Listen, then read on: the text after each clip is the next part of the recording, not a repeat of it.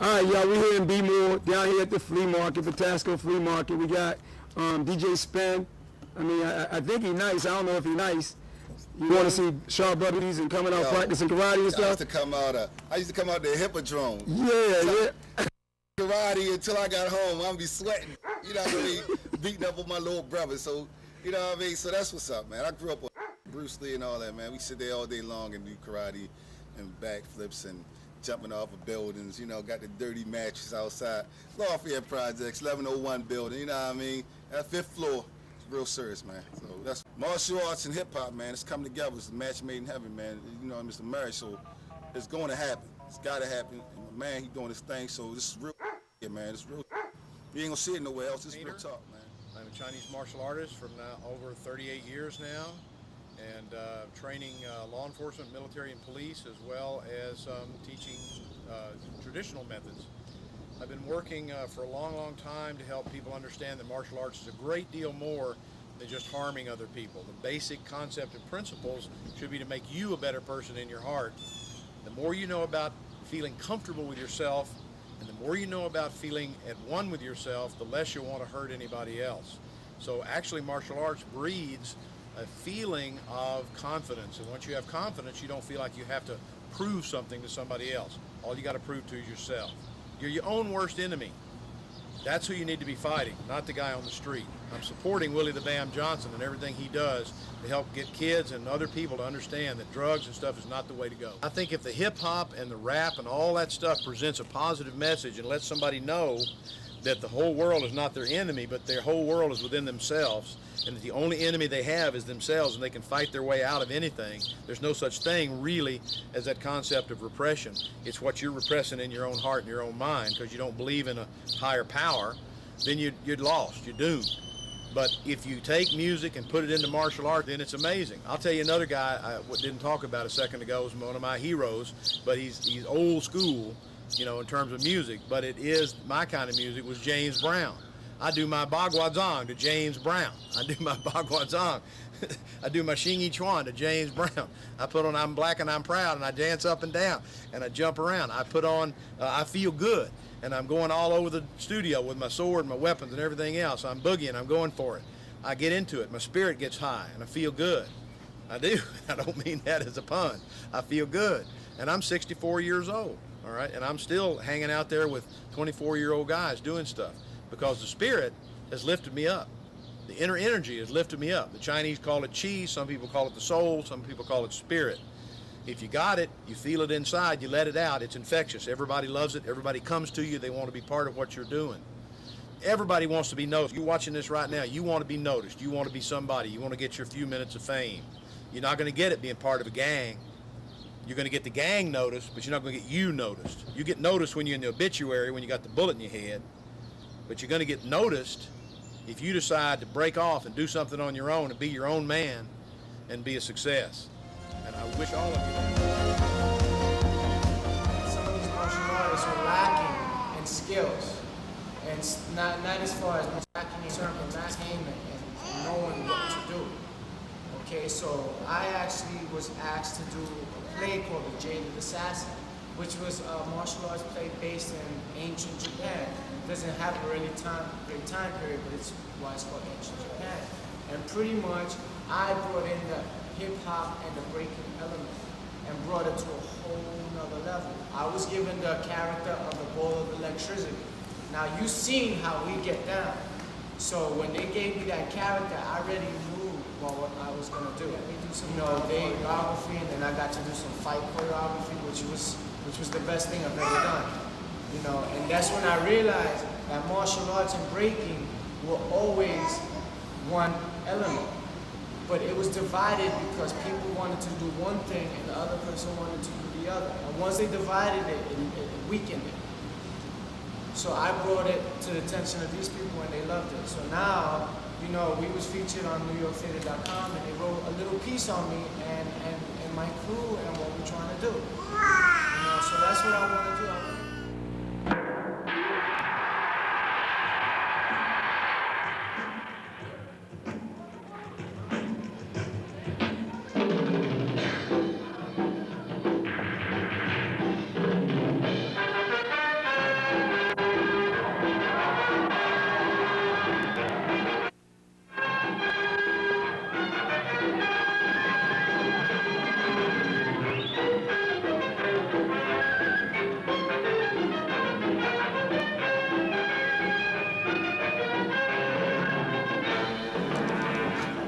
join me in just simply clapping and just simply saying, like, thank you to Professor Bam for this effort to do this work right now, because he knows that everything that he's doing right now is because God has blessed him and helped him. So every clap that you give right now is an honor and tribute to God that you believe in. Could we do that? Could we give that acknowledgement? Mix killed everyone else's act out on this whole event, okay? Y'all number one. I like the fact that it's coming to a monkey confusion how it came together, whoever put it together. Pairs of shoes, classics from the 80s up till now. Been here forever, family owned. Been here since the Simon Harris days. I know you remember that spot. My man Brian's behind the counter. I'm sure you know his face. And when his brother's here, you know him too. They call him Dumb and Dumber. But they're the people with the hookup to get the good deals out. They're like the Jew men of Baltimore. It's the spot, man. And my man Bam, of course, who's filming me right now. That's the #1 guy right there. You don't want to mess with him. And that's pretty much it on Celebrity. And we get Boss Man comes in, a couple rappers, Dogs been in here.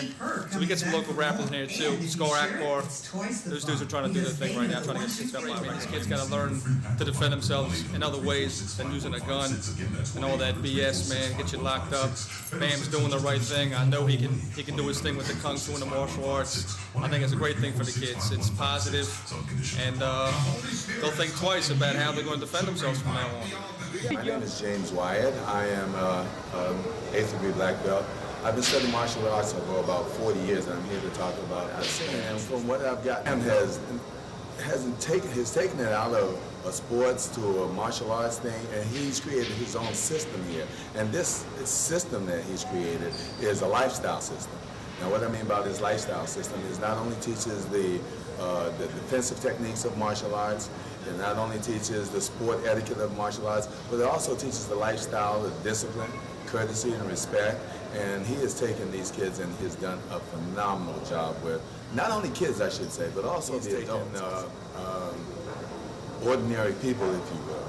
And he has developed them with a winning attitude. Now, winning attitude doesn't necessarily mean that you go out and you win first place. I've even seen some of BAM students not win or not coming into a first or a second place, but they also show the leadership sportsmanship that you don't find in a lot of martial arts in today's time. That's one of the things that I am most impressed with. At a recent tournament that I was in Virginia, I thought personally that his troop did an excellent, phenomenal job. However, they didn't win the first place, but these guys walked off the stage like they were true champions. They had walked off and they showed so much class and so much grace that, in my book, that's what made them champions.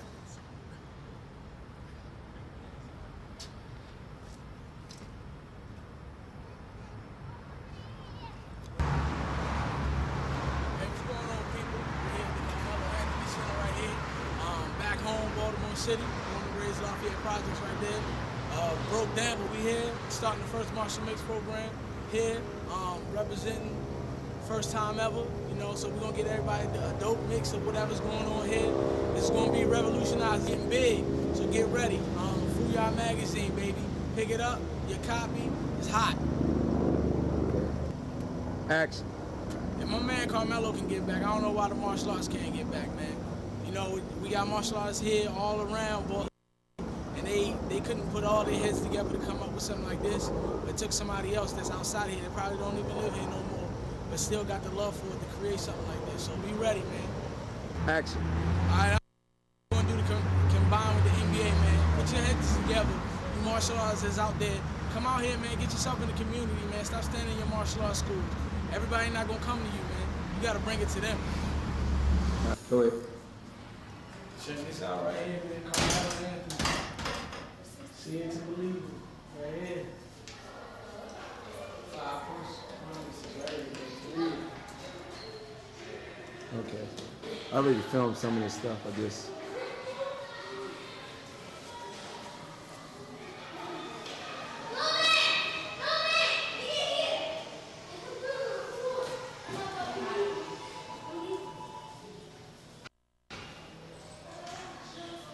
Recently, Image Entertainment, which is a major hip-hop distribution company, went back and started releasing some of the old Kung Fu movies. and then they release one of your films and put it in all the major blockbuster stores. That's like history of hip hop and martial arts coming together full cycle. How does it make you feel to know that people have put something out there that you didn't contribute to like that? I think it's important to understand that any contributions, you know, a big step in the right direction for anybody, because when you contribute, you normally do it not thinking you're contributing, but eventually it turns out that way.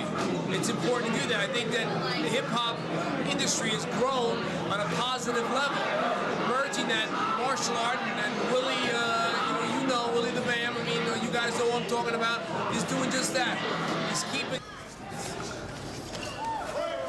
You're waiting too long, and don't do that. What I say, guys? Keep going. Don't stop.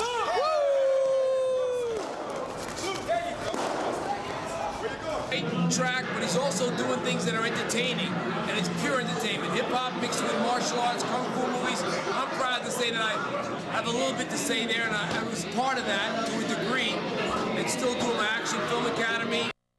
These youngsters live their dreams, give them an opportunity, but it's important that you know that anything you leave behind and you become part of for the future, like what you're saying here with the hip-hop, becomes a very important factor for the future.